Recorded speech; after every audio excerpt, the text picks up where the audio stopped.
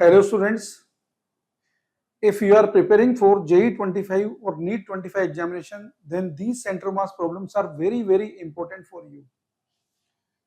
Question में आपको दिया हुआ है an imperfectly elastic particle is projected from a point in a horizontal plane with velocity of an angle theta to the horizon. If E be the coefficient of restitution, then calculate first the time after which it ceases to rebound from the plate. Second, its range. Third, tangent to the angle of projection at the nth rebound. बच्चों एक एक करके हम सारे question को solve करेंगे। सबसे पहले हमें पूछा है कि कितना टाइम लगेगा जब ये क्या है रिबाउंस होना बंद हो जाएगी। तो देखो बच्चों, ये जो हमने प्रोजेक्शन किया है फर्स्ट पार्ट का, आप सॉल्यूशन आपको समझा रहे हैं। पहले हमने यहाँ पे पार्टिकल को प्रोजेक्ट किया है u वेलोसिटी से थीटा एंगल पर। इसकी वेलोसिटी के यदि हम हॉरिजॉन्टल वर्टिकल कंपोनेंट करेंगे तो हमें पता चलेगा हॉरिजॉन्टल कंपोनेंट है बच्चों u cos थीटा, जो कांस्टेंट रहेगा। ये बच्चों लाइन ऑफ टेंजेंट है और ये बच्चों लाइन ऑफ इंपैक्ट है जिसकी डायरेक्शन में इसकी वेलोसिटी बच्चों u sin थीटा। जब ये प्रोजेक्टाइल यहां से बच्चों चल के यहां पे आएगी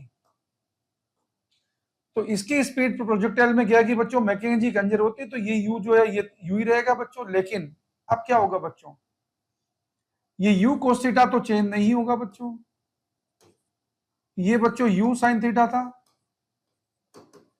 just before collision, just after collision बच्चों ये कोफिशिएंट ऑफ रेस्टिट्यूशन अगर e है तो ये eu sin थीटा बन जाएगा आफ्टर फर्स्ट इंपैक्ट। बच्चों आपने क्या देखा, फर्स्ट इंपैक्ट पे बच्चों ये e की पावर 1 आ रहा है। ओके बच्चों, फर्स्ट इंपैक्ट पे ये e की पावर 1 आ रहा है। यहाँ पे बच्चों टाइम ऑफ फ्लाइट कितना आएगा, अगर ये आगे चलेगी तो देखो इसी तरीके चलेगा। पहले वाले में बच्चों टाइम ऑफ फ्लाइट आएगा 2u sin theta upon g।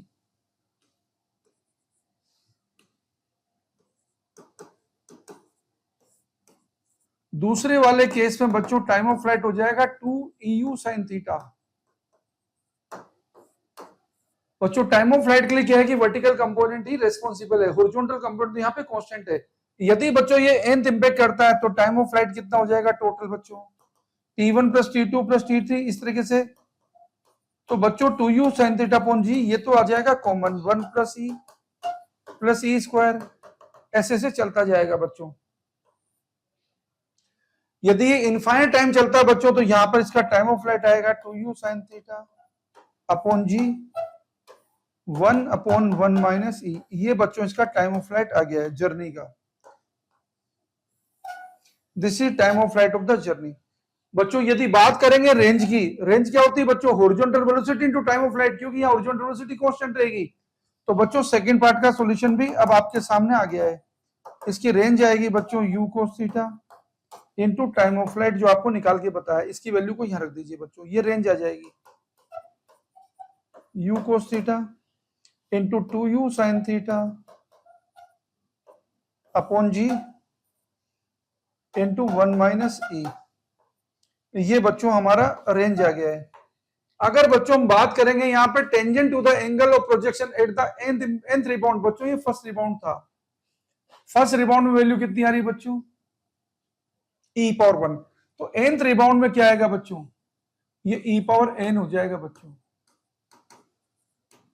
ये तो बच्चों u cos थीटा ही रहेगा और ये बच्चों जो जाएगी, मान लो ये वेलोसिटी बच्चों v आती है और ये एंगल बच्चों हम कुछ भी मान रहे थे tan अल्फा।